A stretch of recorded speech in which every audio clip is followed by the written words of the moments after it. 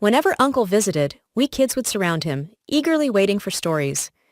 Uncle loved making up stories, funny and imaginative tales that made us feel like they were real, as if he had been there himself.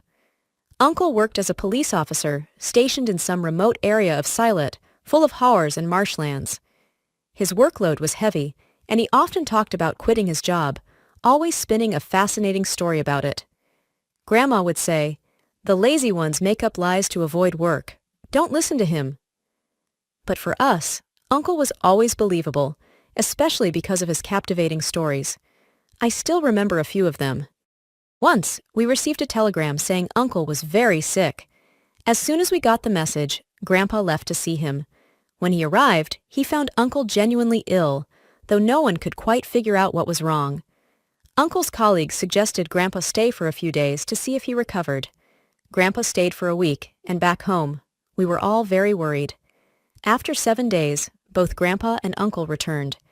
But Grandpa was furious. We kids couldn't understand why. What was causing the argument? Later, we learned about it through one of Uncle's infamous stories. The story he told us this time was both terrifying and hilarious. Uncle, a colleague, and his superior officer had gone to investigate a murder in a haor area. They found a corpse, chopped into 8 pieces. According to the villagers, this was the work of a jinn, a supernatural being that had supposedly killed many others in the area the same way. However, the local chairman and prominent figures believed it to be a planned murder, orchestrated to frame the chairman in some legal matter. As police officers, it became their duty to find the truth behind the murder and prove it wasn't the work of a jinn.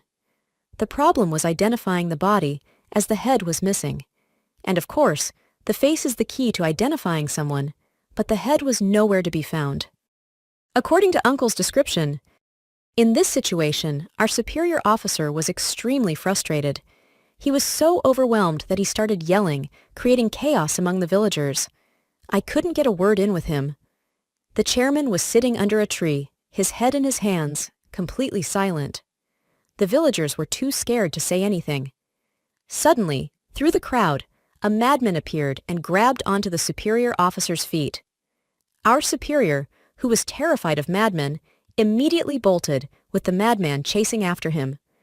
The officer, being on the heavier side, tripped and fell, with the madman collapsing right on top of him. My colleague and I rushed to stop the madman, but he wouldn't let go. Seeing the situation, the chairman stepped forward to try and help, but even he was wary of getting too close. The madman was tied to a tree with a rope. The officer refused to come near him and took refuge inside the chairman's meeting room, peeking out through a window to see what we were doing. "Take him away from here!" the officer yelled. The madman, however, shouted back, "I won't leave until I speak with you.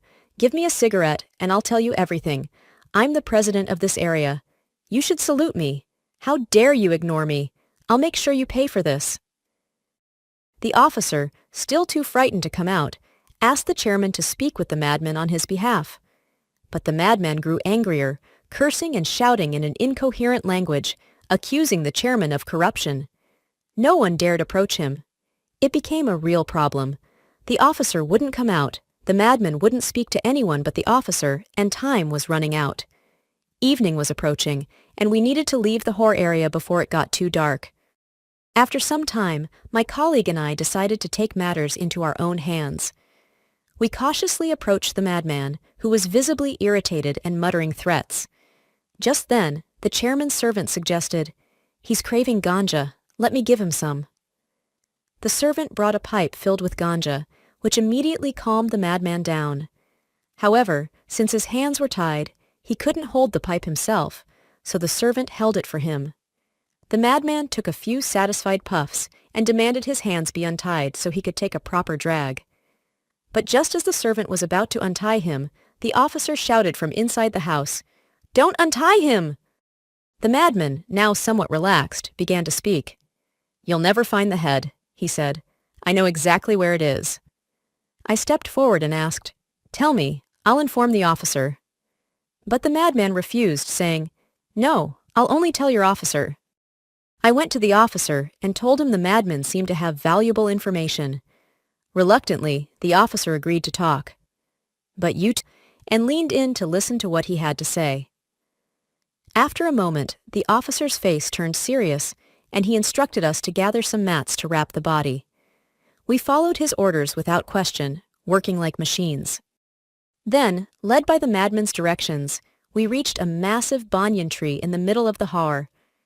Its roots and branches spread wide, covering a large area, making it difficult to identify the main tree.